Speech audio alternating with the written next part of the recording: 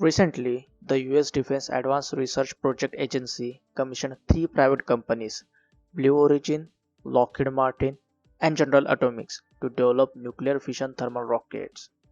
In this video, I am going to share several exciting avenues in rocket propulsion, which include chemical rockets, fission thermal rockets, electric propulsion, and solar cell. And such development, if flown, could usher in a new era of spaceflight. I'm Saket Dongre, founder and CEO of SkillDx, author of The Story of a Failure, welcomes you to my channel. And let's start the video.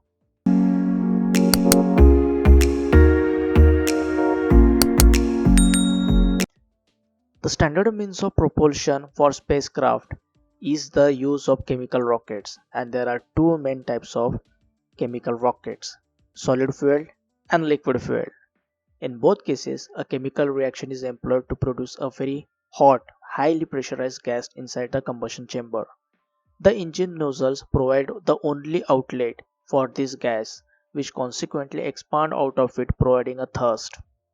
In chemical rockets, the chemical reaction requires a fuel such as liquid hydrogen or a powdered aluminum and an oxidizer such as oxygen. There are many other variables that ultimately determine the efficiency of a rocket engine, and scientists and engineers are always looking to get more thrust and fuel efficiency out of a given design. Recently, SpaceX has been conducting test flights for their Starship launcher prototype. The vehicle uses a full flow stage combustion engine called as the Raptor, which burns methane for fuel and oxygen for oxidizer. Such designs were tested by the Russians in 1960s and the US government in the 2000s. But as yet none has flown in space. The engine of these tested rockets are much more fuel efficient and can generate a much higher thrust to weight ratio than the traditional designs. It will be very interesting to see what developments the scientists and the engineers do to increase the efficiency in the future in chemical rockets. So this was the brief about the common fuel used in spaceflight. Now let's put our focus on fission thermal rockets. This rockets is based on the process of nuclear fission. Nuclear fission is the subdivision of heavy atomic nucleus.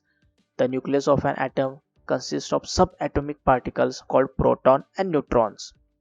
These protons and neutrons determine the mass of an element. The more protons and neutrons, the heavier it is. Some atomic nuclei are unstable and can be split into several smaller nuclei which bombarded with neutrons.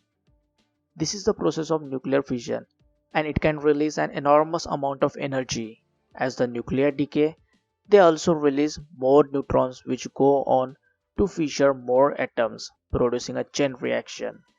In a nuclear fission thermal rocket, a propellant gas such as hydrogen is heated by nuclear fission to high temperatures, creating high pressure gas within the reactor chamber.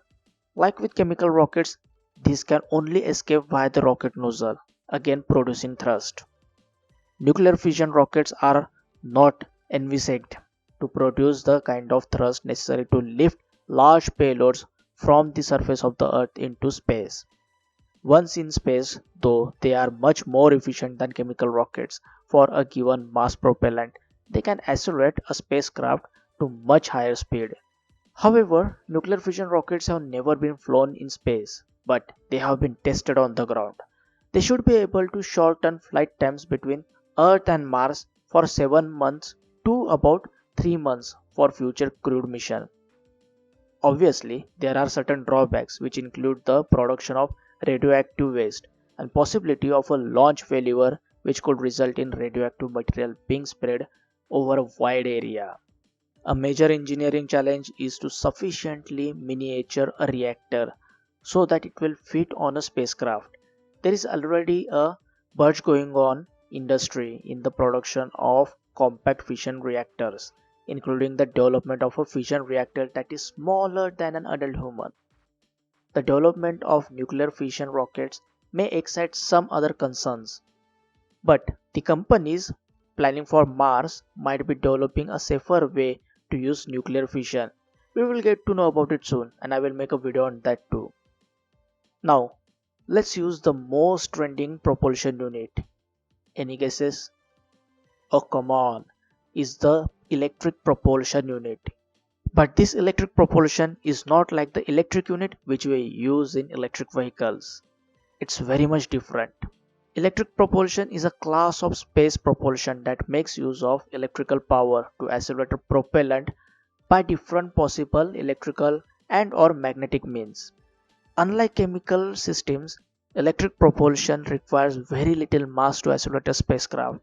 The propellant used in the electric propulsion system varies with the type of thruster and can be a rare gas, that is xenon or argon, a liquid metal, or in some cases a conventional propellant. Before the propellant there is a thruster. In a thruster, ion drives generate charged particles, accelerate them using electric field, and then fire them. The propellant is a gas such as xenon, a fairly heavy element that can be easily electrically charged. As the charged xenon atoms accelerate out of the thruster, they transfer a very small amount of momentum to the spacecraft, providing a gentle thrust. The ion drives are among the most fuel efficient of all spacecraft propulsion methods. Ion drives are commonly used for attitude control and have been considered for deorbiting old satellites. Currently, ion engines are powered by solar cells, effectively making them solar powered and requiring them little propellant. They have been used on ESA Smart 1 mission. NASA is currently developing a high power electric propulsion system for Lunar Gateway, an outpost that will orbit the moon. While propulsion usually requires propellant of some description, there is a greener method relying on light from sun itself, which is solar cells. Cells rely on the physical property of conversion of momentum. On Earth, we are used to seeing this momentum as a dynamic pressure from air particles blowing into a sheet when sailing, propelling a vessel forward. Light is a comprised of photon which has no mass, but they do have momentum and can transfer it to cell. As the energies of individual photons are very small, an extremely large cell size is needed for an appreciable acceleration. The speed gain will also depend on how far you are from the sun. At Earth, the power received from the sunlight is about 1.3 kilowatt per square meter. If we had a cell the size of a football pitch, this would equate to 9.3 megawatt, providing a very low acceleration even to a low mass object. Solar cells has been tested by the Japanese ISRO spacecraft, which successfully flew by Venus, and the Planetary Society Light Cell 2, which is presently in orbit around the Earth. A way of improving efficiency and reducing cell size is to use a laser to propel the spacecraft forward. Lasers produce very intense beams of photons which can be directed onto a cell to provide much higher acceleration, but would require being built in Earth orbit to avoid loss of intensity in the atmosphere. Private companies and national space agencies are increasingly committing to a sustained human presence in space. These alternative means of propulsion will become more mainstream and have the potential to revolutionize our nascent space-faring civilization. I hope you found this video very informative, and if you know some other developments or research going into the space flight propulsion unit, do let me know in the comment section.